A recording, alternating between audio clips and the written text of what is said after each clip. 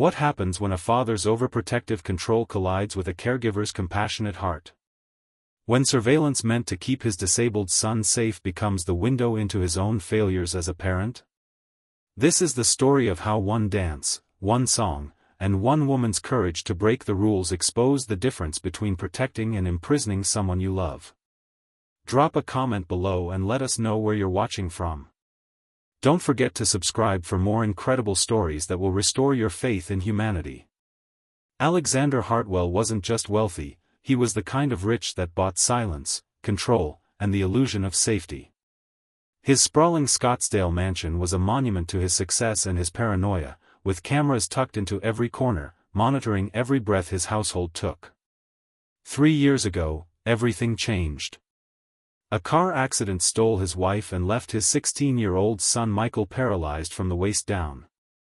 Alexander blamed himself. He wasn't there that night, too busy closing another billion-dollar deal. The guilt transformed him from a father into a warden, building walls of rules and restrictions around his broken son. Michael lived like a prisoner in his own home. Physical therapy sessions were scheduled to the minute. Meals arrived on silver trays at exact times. Conversation was limited to medical necessities. Alexander convinced himself this was love. If he couldn't make his son whole again, at least he could keep him from hurting more.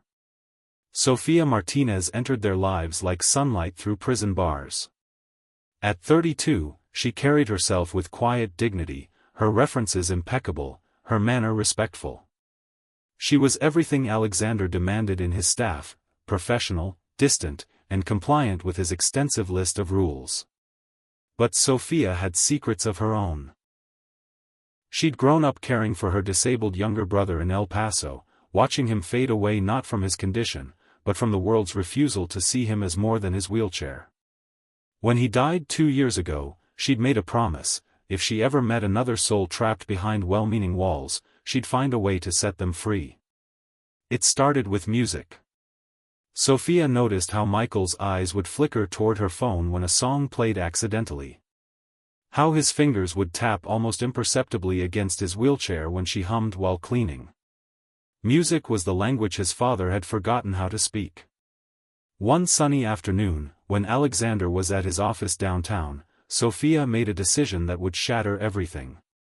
She put on an old Bill Withers song, approached Michael's wheelchair, and extended her hands. "Come on," she whispered. "Let's feel this rhythm." For the first time in 3 years, Michael smiled. Really smiled. Sofia guided his movements gently, letting him sway in his chair as they moved together to the music. In that moment, he wasn't a patient or a victim, he was simply a young man remembering what joy felt like. Neither of them knew that Alexander's security cameras were streaming every second directly to his phone. Alexander's world tilted when he saw the footage. His housekeeper, someone he'd trusted with explicit instructions, was touching his son, moving him, risking his fragile condition. The rage that consumed him wasn't just about broken rules, it was about broken trust, about someone daring to cross the boundaries he'd built to keep his family safe. He raced home, fury building with every mile. By the time he stormed through his glass doors, his voice cracked like thunder through the peaceful scene before him. "What do you think you're doing?" Sofia froze, but didn't back down. She'd seen this look before. The look of a parent so consumed by fear that they'd forgotten how to see their child's humanity. The confrontation that followed wasn't just between employer and employee, it was between two philosophies of love. Alexander's love was built on control, on eliminating every possible risk.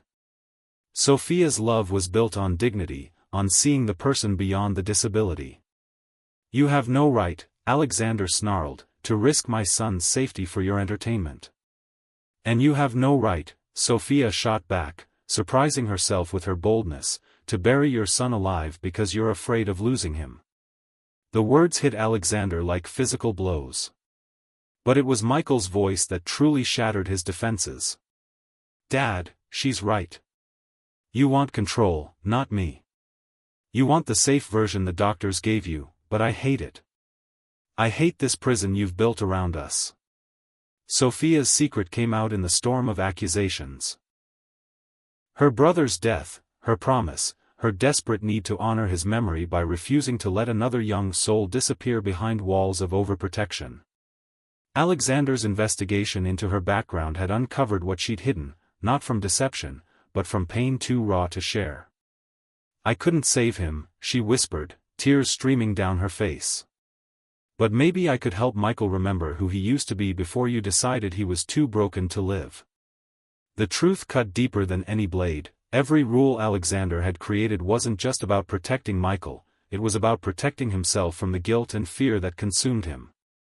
Standing in his sterile, controlled home, Alexander finally saw what his love had become. Not protection, but imprisonment. Not safety, but suffocation. His son wasn't just paralyzed by the accident, he was paralyzed by his father's fear. The choice before him was simple but terrifying: continue building walls or find the courage to tear them down. "Don't leave," he whispered to Sophia, his voice breaking. "I was wrong about everything. You gave him something I couldn't, hope." When the music played again, Alexander didn't stop it. He watched as Sophia guided Michael's movements, saw the joy return to his son's eyes, and for the first time in 3 years, he remembered what love without fear looked like. It wasn't perfect. Healing never is. But in that sunlit room, 3 broken people began to piece themselves back together with music, trust, and the courage to choose connection over control. This story isn't just about disability or overprotective parenting, it's about the prisons we build in the name of love. Sometimes the walls meant to protect become the very barriers that prevent us from truly living. Alexander learned that love isn't about eliminating risk, it's about being present for the journey, whatever it brings. Sophia proved that sometimes the greatest act of service is refusing to enable someone's fears. And Michael discovered that his voice, when finally heard, had the power to heal not just himself but his father too. If this story touched your heart, hit that subscribe button and share where you're watching from in the comments below. Stories like these remind us that courage, compassion, and the willingness to break harmful patterns can transform lives in ways we never expected. The dance continues, but now it includes everyone, and that makes all the difference.